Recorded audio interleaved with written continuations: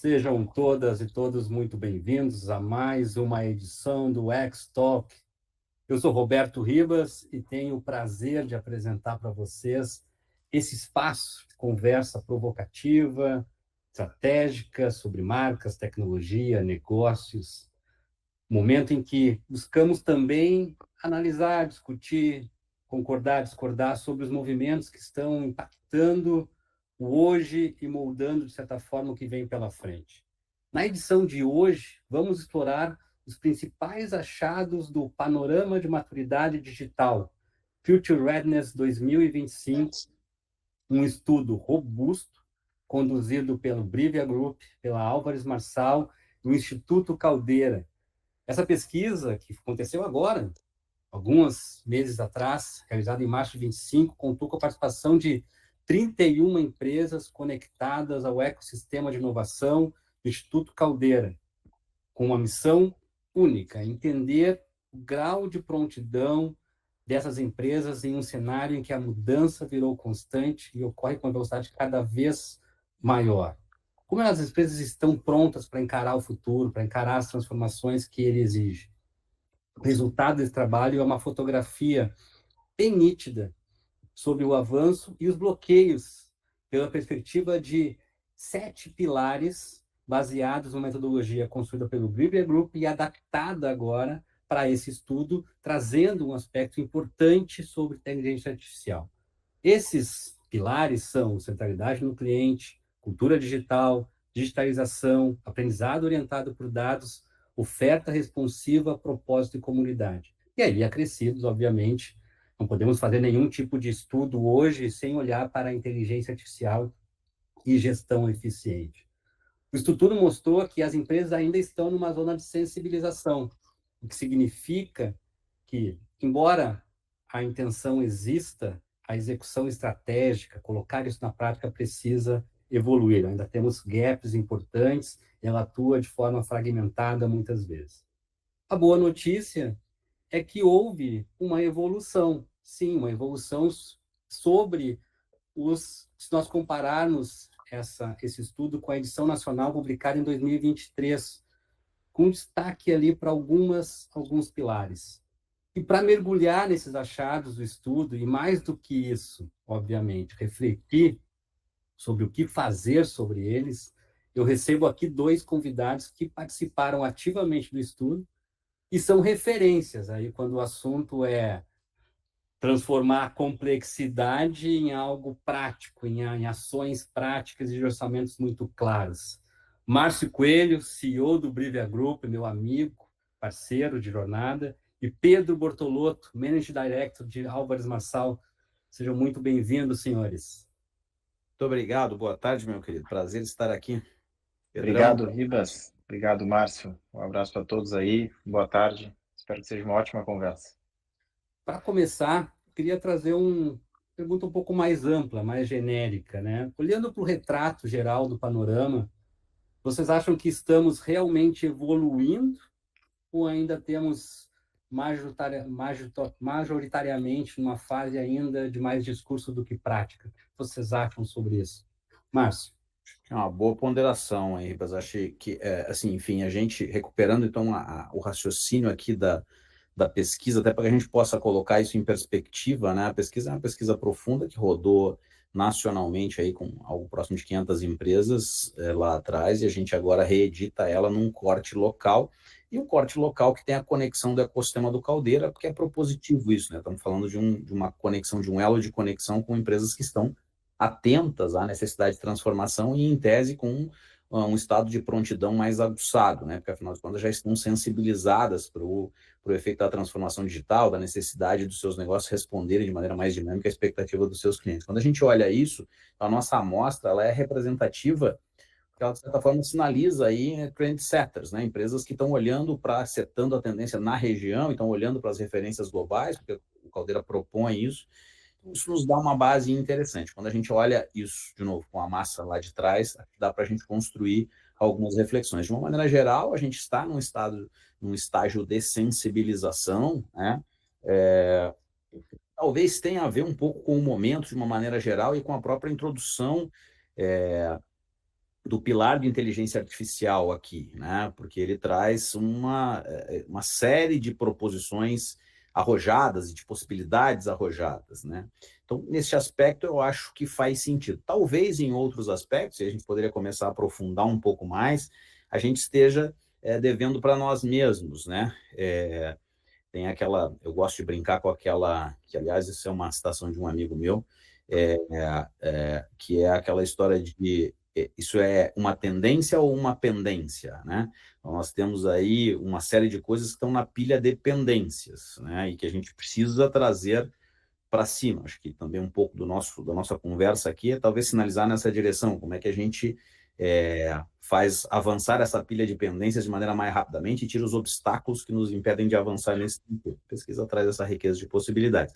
A gente aqui, né, Ribas, como tu bem sabe, Pedro também, a gente já trabalha militando nesse campo, inclusive juntos há um bocado de tempo, a gente está mais posicionado no território da proposição do novo, né, mais num conceito da abundância do que da escassez, ou seja, mais na busca das novas possibilidades de negócio e geração de receita e ampliação dos negócios, sempre olhando para o cliente como o indutor principal desse movimento, né, o propulsor desse movimento, ou seja, é muito mais sobre o que mais eu posso fazer e me relacionar com empresas e pessoas com as quais eu já me relaciono do que para quem mais eu vou vender o que eu faço, né? Muito mais na perspectiva do desejo, da necessidade, daquilo que engaja os meus clientes. E aí, óbvio que o pilar de centralidade no cliente é um que sempre chama muito a atenção, né? E faz com que eu, particularmente, me debruce mais sobre o olhar dos resultados aí. Neste aspecto, eu observo, né, uma dicotomia sob o ponto de vista, de novo, dessa coisa que tu mesmo colocaste, assim, na percepção versus a ação, né? Então, quando a gente for olhar, descer um pouco na pesquisa e olhar os resultados das perguntas de segundo e terceiro nível, a gente vai ver que há, sem sombra de dúvida, uma sensibilização bastante importante na relevância do cliente no centro, né? Uma percepção significativa da importância de tudo aquilo que tange o diálogo com o cliente, como, por exemplo, né, o aspecto, inclusive, de propósito e comunidade, né, o quanto que é importante a gente estabelecer um diálogo claro com o cliente, fazer uma proposta clara e mostrar o que viemos nesta relação, né, isso é muito presente. Por outro lado, quando a gente confronta isso com nosso entendimento profundo do cliente, nosso consumo de pesquisa, a quantidade de dados que a gente consegue analisar efetivamente, a gente vai lá para o pilar de dados, inclusive aprendizado, olhar um pouco sobre isso, a gente vai ver que na prática a gente tem pouca informação de fato consistente sobre o cliente. Tanto sob a perspectiva de pesquisa, entendimento, vamos dizer assim, de assets adquiridos, quanto no que diz respeito à própria integração de dados e consolidação de informações sobre o nosso cliente, né? E eu acho que aqui tem um ponto importante, um ponto central que tu coloca, quer dizer, como é que a gente sai da percepção para a ação? De novo, em cada pilar a gente tem evoluções diferentes, mas se a gente considerar num raciocínio de que o que impulsiona os negócios daqui para frente, que é a nossa tese aqui como brief, ao menos, a gente precisa cada vez mais desta centralidade de fato no cliente, como é que a gente rompe esta barreira que às vezes parece difícil, porque se eu trouxer, por exemplo, a perspectiva de integração de dados, de capacidade de analisar dados, inclusive internos da companhia, a gente tem uma série de barreiras, às vezes barreiras de investimento tecnológico e tal. Como é que a gente quebra estas barreiras e avança na extração de valor disso? Sai deste estado reflexivo para um estado de ação.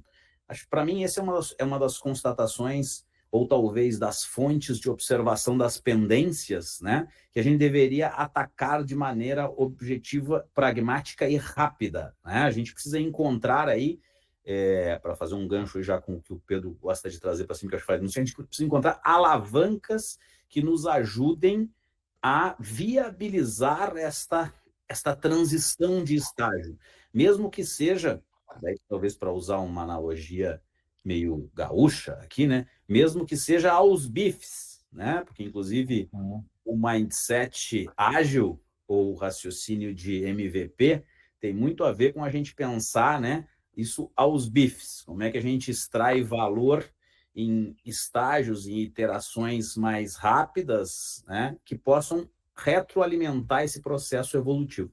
Então, enfim, tentando, né, também não fazendo aqui uma análise tão longa, acho que aqui tem um ponto principalmente sobre esse elemento que é a centralidade no cliente, que a gente precisa elocubrar um pouco mais, e eu acho que o próximo estágio, inclusive, onde nós devemos nos encontrar com os pesquisados e analisar um pouco mais o cenário, talvez nos possibilite elaborar possibilidades nesse sentido. Não sei se para ti, Pedrão, faz sentido isso?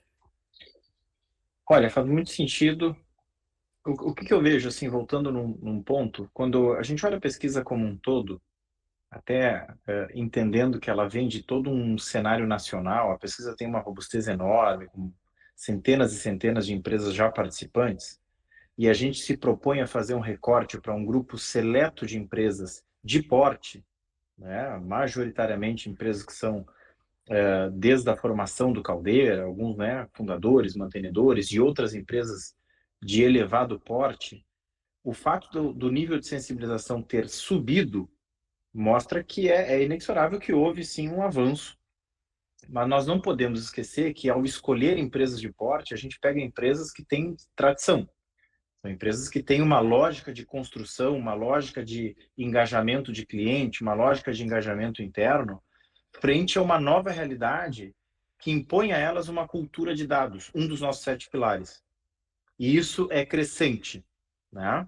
O que eu acho também muito positivo, e aí eu vou me permitir sair do recorte regional e pensar no recorte de novo nacional, inclusive no recorte global, é que à medida que essa cultura de dados vai acelerando, isso significa que mais interfaces da empresa começam a ter uma percepção de realidade mais acurada e começam a entender esse desnível entre a melhor performance dos seus próprios pares, nos seus próprios segmentos, muitas vezes na sua própria região, e o seu resultado.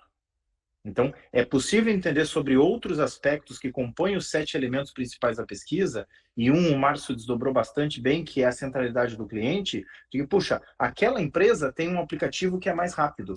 Naquela empresa eu consigo fazer mais funções com menos acesso.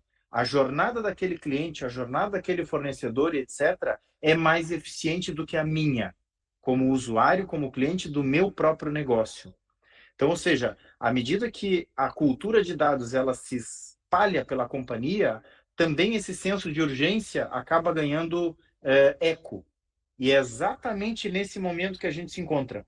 Quando a gente sai de um período, provavelmente 2, 3 anos, pensando no nosso recorte regional, onde o time de inovação, o time de tecnologias, o time de dados tinha lá um megafone e todos ficavam, vejam, olhem para cá, e outros tantos diziam, essa aposta faz sentido? Essa aposta não faz sentido? O que nos traz dinheiro hoje, o que nos traz engajamento hoje, o que nos traz fidelidade hoje, é diferente disso. E aí, à medida que esse negócio vai se espraiando pela companhia, começa a se ficar, olha, esse negócio de tecnologia veio para ficar. Esse negócio de inteligência artificial é escalar. Esse negócio, de fato, é transformacional. Então, nós estamos exatamente nesse momento em que a gente consegue, inclusive, não conversar mais só com uma área, com 2 áreas, com 3 áreas. A organização inteira já entendeu. Seja na área de marketing, seja na área de operações, seja na área financeira, seja na área administrativa, seja na área de supply chain e por aí vai. Então, os resultados da pesquisa mostram que o aumento de sensibilidade, baseado estruturadamente nos 7 pilares, de que o senso de urgência das companhias está aumentando e vai aumentar, acreditamos, numa velocidade muito alta. Do ponto de vista do encontro de alavancas de valor para suprir essas demandas, quanto mais capilaridade dentro da companhia esse assunto reverbera, mais oportunidades nós temos de fazer outras revisões pertinentes na tesouraria, na captura de clientes, no famoso CAC, no LTV, no tempo da jornada, na possibilidade ou não de verticalização, ou até o contrário, a própria questão de tornar o asset mais leve e mais baseado no seu core, na sua maneira de ganhar o jogo, de ser diferente dentro de uma proposta de valor, e por aí vai. Então, se eu pudesse fazer um briefing aqui da minha primeira análise, resultados muito animadores, que do ponto de vista das companhias tendem a trazer mais senso de urgência, tendem a trazer mais eco para o assunto de maturidade digital como um todo, e nós, juntos, como temos uma proposição que envolve 360 graus todas as arestas do negócio, temos mais possibilidades de fazer sessões mais detalhadas que possam encontrar melhores ângulos de início de alavancas de valor para que, de fato, os negócios tenham aquela comparação com seus pares e eles percebam o contrário, muitas vezes. Olha, eu tenho uma experiência melhor que os meus pares. Eu tenho uma rentabilidade, uma eficiência melhor que a dos meus pares. Eu tenho uma certa estruturação de cadeia de suprimentos mais alinhada do que meus pares. É isso que a gente quer. Perfeito, Pedro. Eu acho que tem alguns outros pilares, como o de digitalização, que trazem, inclusive, mais material, né? Além da sensibilização, próprias evidências. Quer dizer, você citou aí um canal digital, um aplicativo, uma plataforma. Cada vez mais as organizações têm histórico, né? Com capacidade de análise de novas jornadas, de novos pontos de contato. Isso nos dá matéria para explorar alavancas de possibilidade de ganho, de eficiência, que nutram esse ciclo evolutivo, né? Acho que quando a gente se reúne aqui, Brívia e Álvares, é nessa busca de trazer para o hoje, né, elementos que drivem valor, tragam eficiência, que possam nos construir melhoria do resultado, de maneira que a gente possa continuar avançando no investimento futuro, inclusive destravando, do ponto de vista, por exemplo, centralidade no cliente, espaço para que a gente invista em mais conhecimento do cliente e assim crie uma espiral positiva de construção de mais negócio, de mais receita, de um melhor LTV, né? É evidente que à medida que a gente tem a capacidade de fazer, inclusive, pequenas transações em cima de uma base que já existe, a gente vai ampliar, né, o lifetime value da nossa relação, né? Criar mais valor, diminuir churn. Então, é natural que esses destravares aí nos tragam possibilidades novas de eficiência para os negócios. Acho que é a beleza da saída da reflexão para a prática, né? Eu queria colocar um ponto aqui sobre essa introdução de ambos, né? O Márcio fala ali sobre muito mais a gente entender as expectativas das pessoas e tem muito mais a gente, em vez de eu ter produtos para vender e buscar no mercado pessoas para comprar, eu entender efetivamente o que o mercado busca e construir uma oferta que atenda a essa expectativa, né? Construir relação com essas pessoas e, a partir dessa relação com as pessoas, oferecer produtos e serviços adequados. E o Pedro traz um aspecto ali sobre a cultura de dados permear e essa vontade, esse ímpeto de mudança acontecer de forma muito mais ampla dentro das organizações. Mas isso envolve cultura, né? Conforme a gente vai conhecendo, esse ímpeto vai crescendo. E aí tem um lado, tem essa visão de fora para dentro, que é a centralidade no cliente, como é que eu mudo o meu negócio a partir disso, mas também tem uma estrutura posta. O Pedro falou aqui de cadeia de valor, né? De estruturas ativos muito grandes que eu preciso, de certa forma, controlar. E aí nós temos uma dicotomia, né? Que é risco, de um lado, versus ímpeto de crescimento, ímpeto de transformação. E cultura digital foi um dos pilares que teve um pequeno crescimento, né, comparado com a pesquisa nacional, mas ele sinalizou um ponto muito importante, que é a dificuldade que as empresas têm de colocar as ideias em prática, né? Existem espaços para a geração de ideias, mas botar essas ideias em prática tem uma dificuldade muito grande, então eu acho que tem a ver um pouco com isso, né? Com o risco, com a mudança de formas que vai impactar o negócio, pode fazer com que o negócio... Não há dúvida, mas eu acho que eu acho que até clareando um pouco mais para quem nos ouve aqui, a gente está tão imerso nesse assunto que é legal dar um passinho para trás e você fala, poxa, o que a gente acredita e como é que a gente está envolvido juntos em fazer essas coisas acontecerem, né? A gente acredita que é possível sempre construir novas receitas em novos negócios e que o negócio como ele está hoje posto, ele pode construir espaço para que isso aconteça. A gente fala sobre muitas teses e hipóteses, eu gosto sempre da tese, por exemplo, do caminho para soluções financeiras. Se eu estou posicionado daqui a pouco num território industrial ou num território de varejo e etc., eu posso criar possibilidades, eu tenho muitas transações acontecendo, é muito natural isso já hoje, se a gente olhar o varejo, mesmo a indústria, eu posso criar operações financeiras, eu posso financiar minha própria venda, e aí eu crio um produto financeiro aqui, eu posso criar uma solução de consórcio que viabiliza a compra de um ativo de alto valor que eu vendo, eu posso criar mecanismos de financiamento, eu posso criar mecanismos de seguro, que são novas fontes de receita. Aí, obviamente que o receita, e é natural que assim seja, do empresário que é um industrial, por exemplo, diga, olha, mas eu não sei operar um negócio de seguro, como é que eu coloco um negócio de seguro no ar? Quer dizer, por mais que nós, Brívia, aqui podemos trazer a ideia, a possibilidade, e mostrar o quanto que seria, talvez, baixo o custo de aquisição de uma venda de um seguro em cima de uma base, que é uma base transacional de um bem de alto valor, Poxa, mas agora como é que eu coloco de pé um plano de negócio? Onde é que eu construo espaço para viabilizar? Quem são os parceiros que eu trago? Como é que eu estruturo isso? Como é que eu modelo essa solução? É que aí é onde nós e Álvares nos encontramos para compor esse tipo de solução, para talvez construir, inclusive, no PNL teu atual hoje, um pouco de espaço para desenvolvimento, mas também para te ajudar a modelar isso. Porque é evidente que quem está posicionado na cadeia de valor em determinado território, em determinada indústria, etc., tem a dificuldade de mudar o olhar. Não, beleza, ótimo, entendi que eu posso vender seguro para os meus clientes, mas eu não entendo nada disso, eu nunca botei na rua absolutamente nenhum produto. Como é que eu faço? Como é que eu navego? Né?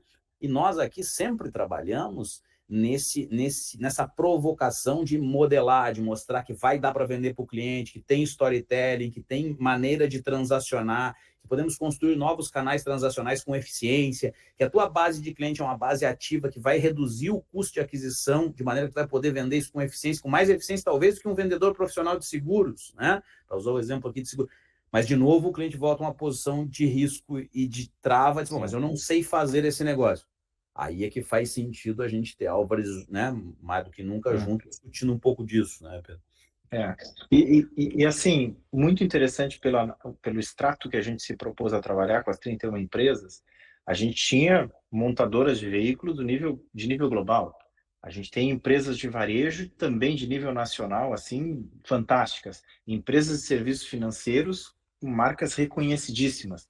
Mas quando a gente olha o detalhamento dos resultados, a gente percebe que a montadora de veículos, ela primordialmente quer resolver problemas industriais. A empresa de varejo primordialmente quer resolver problemas com a experiência com o cliente. A empresa de serviços financeiros primordialmente quer resolver problemas relacionados ao back-office. E o aumento da maturidade digital faz com que, na verdade, o negócio tenha que se resolver como um todo. Muitas vezes a solução não pode ser mapeada e quantificada, não é suficiente fazê-lo apenas de um ponto de vista vertical. Uma grande melhoria, por exemplo, em uma grande indústria, transformando ela numa smart indústria 5.0, pode não ser eficiente do ponto de vista econômico-financeiro, pode não trazer os melhores resultados do ponto de vista de tempo de atendimento ao cliente ou de tempo de atendimento à cadeia de valor. Então, o aumento da maturidade digital, a preparação para o futuro, que é o qual a gente junto se propõe a mostrar para as empresas o quão perto ou onde elas estão, é quando elas conseguem exatamente conectar todas as arestas. Eu tenho uma melhoria local que precisa ter impacto, como o Márcio falou, no PNL do negócio.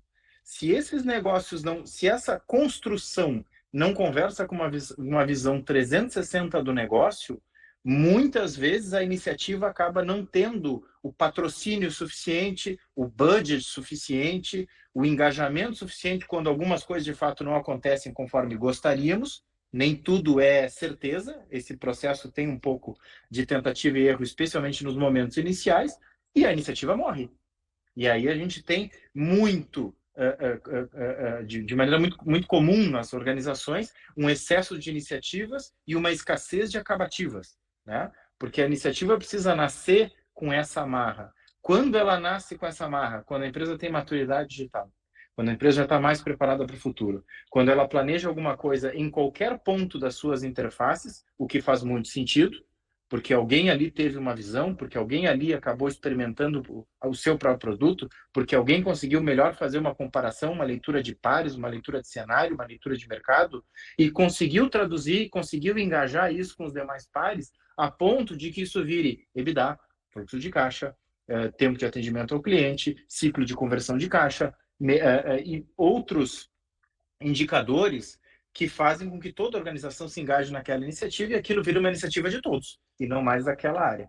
Então, de novo, a gente está evoluindo bastante, mas, de fato, para a gente poder ter uma percepção mais clara de que vamos ter sempre o líder setorial, o líder regional em todos os segmentos que estão aí compostos, são 15, se não me engano, no nosso extrato de companhias, a gente precisa evoluir nesses aspectos aí. E tem um ponto também que dá para a gente entrar já num outro pilar, que é de oferta. Vocês falam, né, falando sobre a dificuldade de uma empresa que vende de indústria vender produto financeiro e aí evoluir para outra oferta, porque ela não sabe exatamente isso. Maturidade tem a ver com autoconhecimento, né? Tem a ver também com olhar, entender quais são as suas fragilidades e as suas fortalezas. Nesse aspecto, quando nós estamos falando de oferta responsiva, estamos falando da capacidade de colaboração, né, sobre o ecossistema. Como essas empresas podem também buscar parcerias dentro de um ecossistema para modelar novos produtos, modelar novos serviços e desenvolver, de fato, uma inovação muito mais aberta, né, Márcio? Perfeito. Eu acho que o exemplo que a gente está tratando aqui é uma materialização robusta de ecossistema, né? Nós encontramos Álvares e Marçal conectados no Caldeira. Nós estamos promovendo uma pesquisa com agentes que estão conectados ao Caldeira, né? Assim, nós estamos criando aí, usando o Caldeira, inclusive, como nosso bom parceiro que é, como um catalisador dessa conexão, mas explorando os conhecimentos, as aptidões, as possibilidades como um ecossistema. O que a gente faz aqui, Álvares e Brivia unidos, é tentar construir uma solução uma ferramenta mais poderosa para que os nossos clientes possam nos usar nesses seus desafios de negócio. Quer dizer, é a materialização desse raciocínio de ecossistema. Veja, por que isso é poderoso, né? Porque quando a gente pensa nessa hipótese, vamos construir esse cenário onde talvez já tenham superado, vamos dizer que tenham superado aqui o nível de informação sobre o cliente e a percepção de valor e logo a possibilidade de monetização de uma nova oferta com o cliente. Que isso já tenha sido superado e que a gente tenha todo o desejo de avançar. Mesmo assim, há uma dificuldade objetiva de avançar, né? Eu preciso modelar este produto, eu preciso tornar ele atrativo para o cliente, eu preciso comunicar, eu preciso criar os canais transacionais, fazer isso vender. De maneira objetiva, sei lá, se eu vendo refrigerador, no nosso caso aqui, vou fazer um seguro para isso, eu hoje tenho toda uma estrutura transacional para vender refrigeradores, não para vender seguros. Eu tenho que montar um canal, eu tenho que melhorar o meu site para isso, eu tenho que criar o ferramental para embarcar, eu tenho uma série de transações de documentos, etc. Tem coisas bem práticas que eu preciso construir. Eu preciso construir isso em velocidade, até porque isso é uma hipótese. Eu não vou fazer um investimento inercial gigantesco para testar essa hipótese, eu preciso construir isso rápido. De outro lado, né, Pedro, eu preciso lá modelar esse business, botar isso de pé sob o ponto de vista de plano de negócio, rapidamente criar as hipóteses, testar isso sob o ponto de vista de eficiência, comparar com outros correlatos para saber se isso fica de pé. Essa capacidade de testar, que no nosso raciocínio metodológico a gente chama de business growth, ou seja, de uma lógica de crescer o negócio com base em testes de hipóteses, ela demanda que eu utilize aceleradores, parceiros, empresas que possam me responder isso com muito mais velocidade do que eu tenho condição de responder com os dados que eu tenho, porque eu só estou posicionado numa indústria hoje. Se eu não tiver condição de usar um trabalho para comparar o que eu posso ganhar, quais são os níveis de eficiência que eu posso ter, como é que eu vou conseguir analisar de maneira completa se isso faz sentido em termos de hipótese? Então, de fato, eu preciso estar conectado para compreender. Eu preciso ter a possibilidade de lançar a mão de um parceiro que seja barriga de aluguel sobre uma determinada solução, para que eu não precise botar toda a infraestrutura de pé. Então, a lógica de centralidade no cliente, de responder em oferta de maneira rápida à necessidade do cliente, ela impõe um nível de resposta e prontidão que não, na nossa opinião, é muito difícil de ser atingido se eu estou isolado, se eu não estou conectado.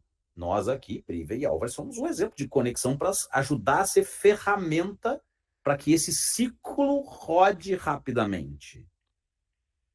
É isso aí. E o que eu posso tomar aqui é que vale para todo o grupo de respondentes, mas também vale para todas as empresas que eventualmente já trabalham conosco ou venham a trabalhar conosco, por sinal estamos super abertos para isso, é que é parte do nosso trabalho, é parte da nossa entrega, acelerar esse processo de autoconhecimento, naturalmente acelerar algumas conversas difíceis que muitas vezes a própria organização pode ou tem dificuldade de ter, e essas conversas difíceis vão falar sobre a real banda, a real capacidade que a organização tem de performar uma determinada jornada na linha do tempo que o mercado pode esperar.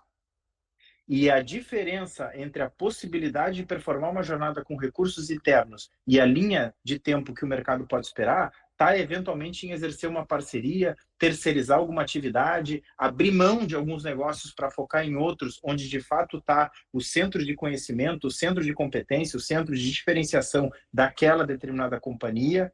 Então, muitas vezes, e naturalmente eu vou falar isso com um certo viés, porém com uma crença genuína, é só através de um bom parceiro, de vários bons parceiros externos, que a companhia consegue ter elementos suficientes para tomar uma decisão ou várias decisões difíceis, que vão fazer com que a companhia muitas vezes ou cresça para segmentos ou para geografias ou dentro de ofertas de produtos que dentro da companhia ela não tinha maioria para tomar essa decisão, ou pare, muitas vezes pare de fazer determinadas tentativas e opte por alavancar, acelerar, ganhar escala em determinadas situações com parceiros, né? Ou até mesmo pare de fazer determinadas coisas que não vão levar ela ao sucesso, para ela de fato voltar, quem sabe, para o básico, que é aquilo que fez ela ter sucesso até um determinado ponto. Então, os resultados das pesquisas, que são individuais, é importante dizer, já nos dão indícios bastante relevantes em relação a que caminho seguir, tá certo? Perfeito. Mas os desdobramentos que a gente pode fazer em cada caso, naturalmente põe isso numa linguagem tecnológica, no bit, no byte, para que as empresas de fato possam ter aceleração da sua jornada de maturidade digital. Perfeito, Pedro. E até enfatizando aqui o convite, né, aos nossos clientes, todos os nossos clientes aqui, nossos parceiros, para que venham conversar conosco nesse sentido, porque a pesquisa ela rodou com um corte, um objetivo, e ela vai seguir a sua jornada de conversa, mas nada impede que a gente seja um parceiro de apoiar nesse processo de autoconhecimento, mesmo que de maneira atemporal, aí não necessariamente conectado com a safra de pesquisa, porque o importante é o autodiagnóstico, entender onde a gente está, né, onde eu estou, onde eu vou, afinal de contas, e como a gente pode construir cenários e possibilidades. Nós somos um acelerador neste sentido, e o nosso trabalho, como bem coloca o Pedro, é entrar nessa discussão, inclusive de peito aberto, de maneira propositiva, para tentar encontrar caminhos de crescimento e possibilidades, e acelerar o processo de aprendizado, seja para o acerto, seja para o erro, porque mesmo errar de maneira mais assertiva, se é possível existir isso, né? É importante que a gente calibre o pacing e o erro, que a gente diminua as variáveis de erro. Ter um parceiro externo ou parceiros externos vão nos dar a condição de construir de maneira mais enxuta as nossas testes de hipótese, de maneira mais rápida e cercando um pouco mais, com mais conhecimento, cercando um pouco mais as variáveis de erro, né? Logo nos tornando mais assertivos nas nossas hipóteses, né? Acho que isso é bacana, enfim, da gente, dessa jornada.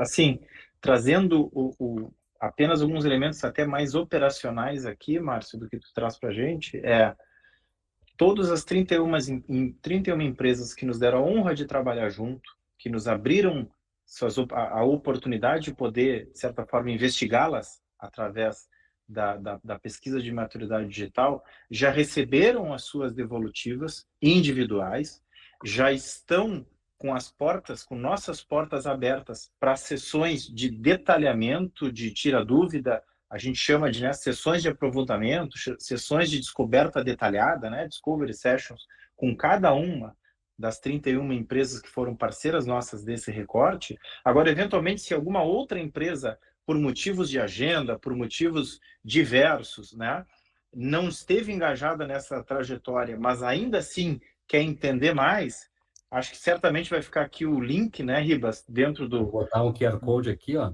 Aqui Perfeito.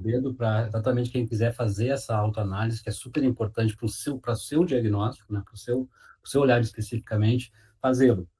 Como o Pedro está dizendo, a pesquisa ela teve um recorte, agora, mas o estudo, a autoanálise pode ser feita individualmente por cada um que estiver interessado nesse sentido. Isso. E mais uma vez, resgatando o início aqui da nossa conversa, uma metodologia que já passou por centenas e centenas de companhias, desde entre 2022 e 2023, então uma metodologia para lá de testada, robusta, que teve um recorte agora para 31 companhias, geograficamente localizadas aqui no nosso ecossistema, dentro do Instituto Caldeira, onde estamos, Ou seja, quanto mais empresas se engajarem, mais robusto fica todo um processo que já foi construído há bons anos e por muitas mãos, liderados pela Brive, Então, assim, tem um ganho sistêmico para todos que venham a se engajar, além de que vai ter, como todos assim tiveram e todos terão, uma resposta individualizada que só faz sentido absolutamente para o seu negócio e que só é de fato possível ser apreciada pela própria empresa que respondeu e por ninguém mais. É absolutamente sigiloso e tal. Então, assim, até para enfatizar uma coisa, de novo, bem na pegada do Pedro e bem operacional, é que assim, a pesquisa ela não custa nada para você responder. Ela é uma ferramenta de autoanálise, né? Para você analisar. Claro que nesses ciclos que a gente roda, como a gente está rodando aqui, nós estamos propondo discovery sessions e podemos estender aos nossos clientes de base, enfim, os nossos, né, parceiros, isso de maneira atemporal, como o Pedro colocou. Mas veja, mesmo que você não queira trabalhar conosco, mesmo que você não queira dar sequência a nada, faça, responda a pesquisa. E o que é importante da pesquisa é espalhar a pesquisa, porque ela é construtora de cultura, de conhecimento, de disseminação de informação para a companhia, sobre como a companhia se entende. É muito importante que todos os pilares sejam observados por todas as áreas, por maior amplitude de áreas da companhia possível, porque o retrato ele será mais rico, o confronto será mais positivo. Então, a gente vai publicar aqui o acesso aos resultados, a pesquisa para quem quiser voltar a fazer a pesquisa, e também ali um call to action para falar com a gente, se quiser, enfim, uma conversa conosco sobre isso. Mas a pesquisa é gratuita, você pode continuar rodando ela, a ferramenta é aberta, você pode continuar rodando ela, inclusive, ano após ano, e fazendo a sua observação de evolução. Como é que nós estivemos aqui, como é que nós estamos depois de 6 meses, como é que nós estamos depois... Assim, basta um contato com a gente libera isso para que vocês possam fazer o acompanhamento recorrente. Obviamente, nós queremos estar à disposição de vocês, queremos apoiar nessa jornada, enfim, né, de quem tiver interesse em evoluir nessa jornada, mas é algo que é muito importante para a evolução do mercado de uma maneira geral. Então, também um pouco da nossa contribuição e da nossa crença de evolução nesse contexto. A pesquisa ela está sobre, né, uma ferramenta que nós desenvolvemos baseada na nossa metodologia, que é o Digital Maturity Score. E ele tem 6 pilares, né? A gente sempre faz um olhar das organizações a partir desses 6 pilares. E para essa pesquisa nós trouxemos um pilar adicional, que é inteligência artificial e gestão eficiente.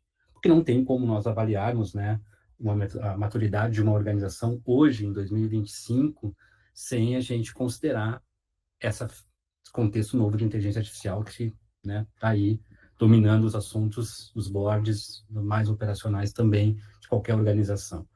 Nesse sentido, enquanto que a maturidade, de certa forma, mais ampla está com 75 pontos, num extremo da sensibilização, quase num processo de otimização, a inteligência artificial se mostrou ainda num estágio inicial dessa sensibilização com 56 pontos. De certa forma, é natural, ainda estamos entendendo como aplicar.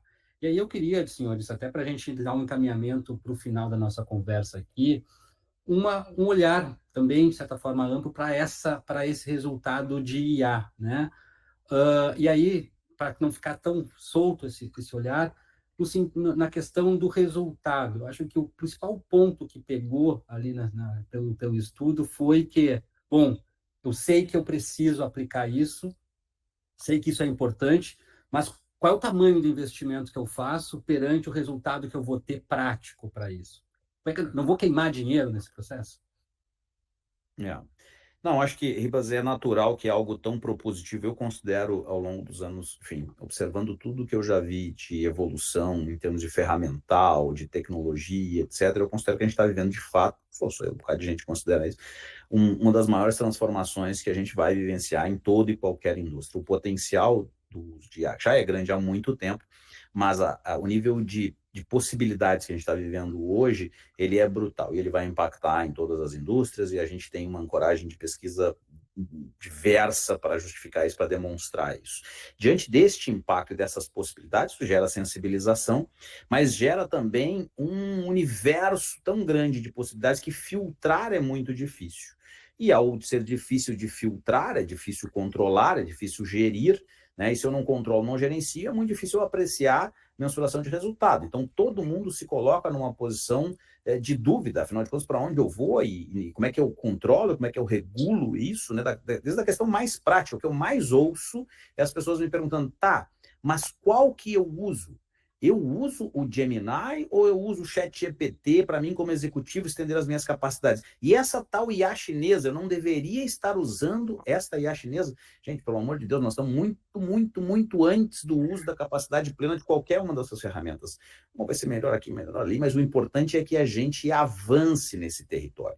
O avançar nesse território vai gerar perda. É claro que se você tiver um bom parceiro, tiver alguém te ajudando nessa jornada, vai minimizar as tuas perdas, mas é importante que você avance. Então, a gente está num estágio que nós teremos perda de investimento, mas como é muito disruptivo e o ferramental ele é muito poderoso, a gente precisa avançar, a gente precisa testar.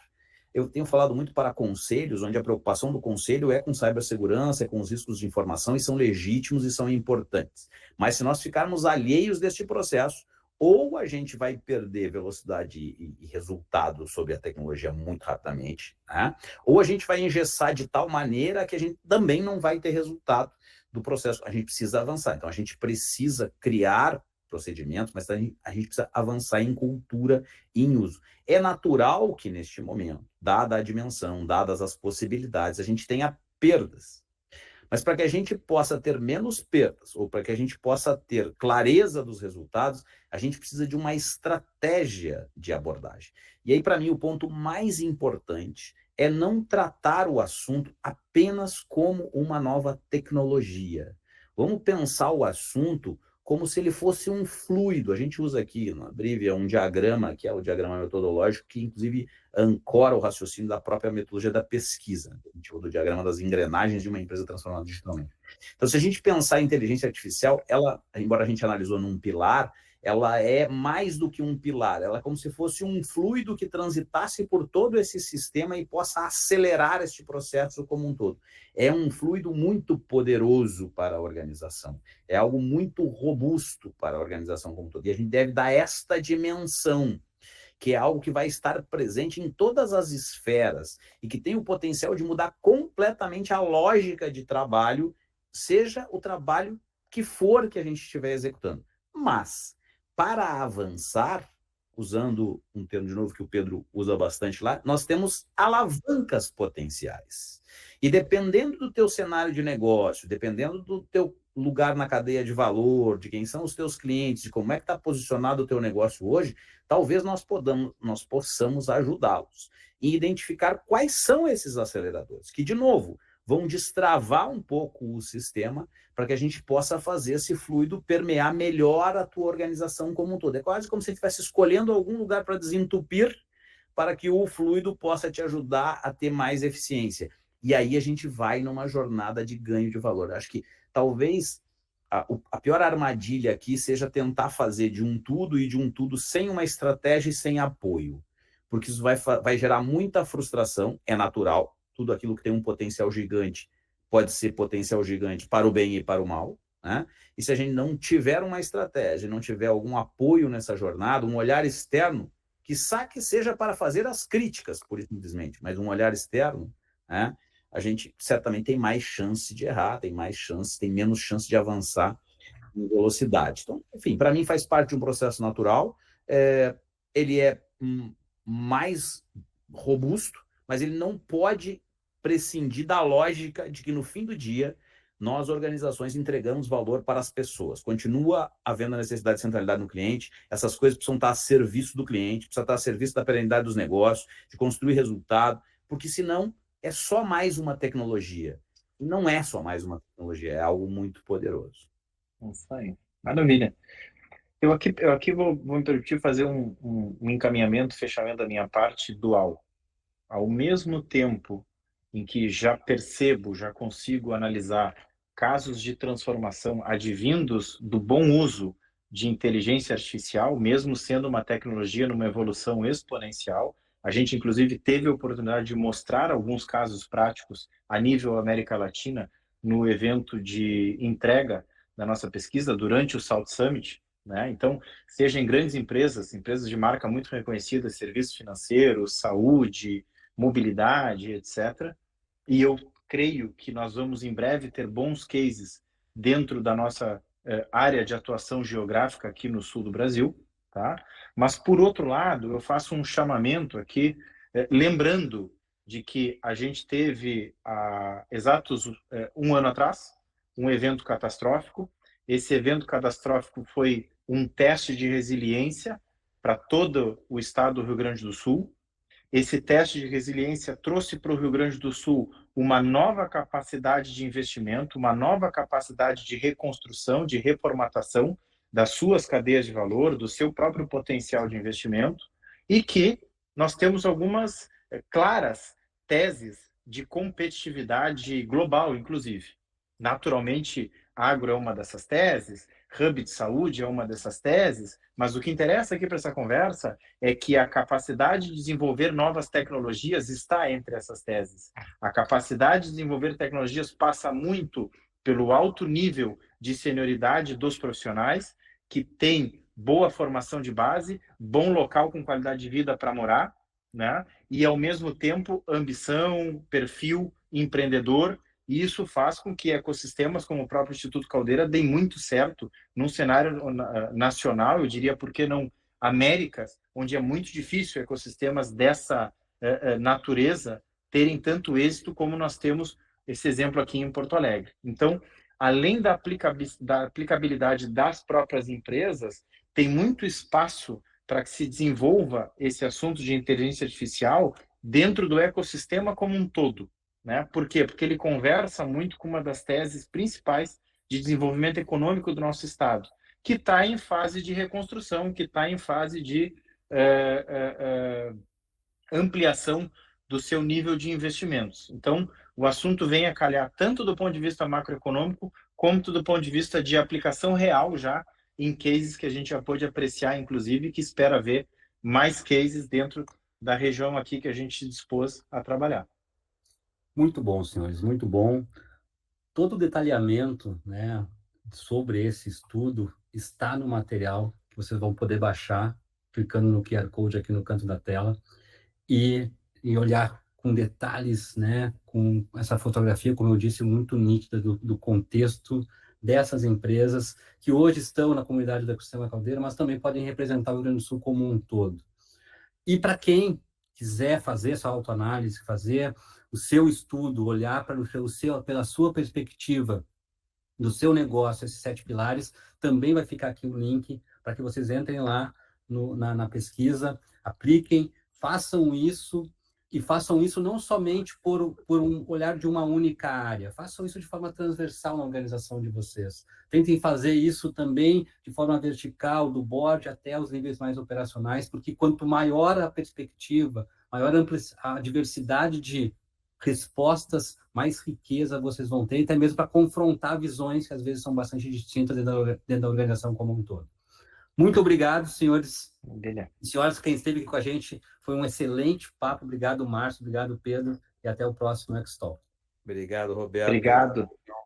Um abraço a todos. Um abraço a todos aí.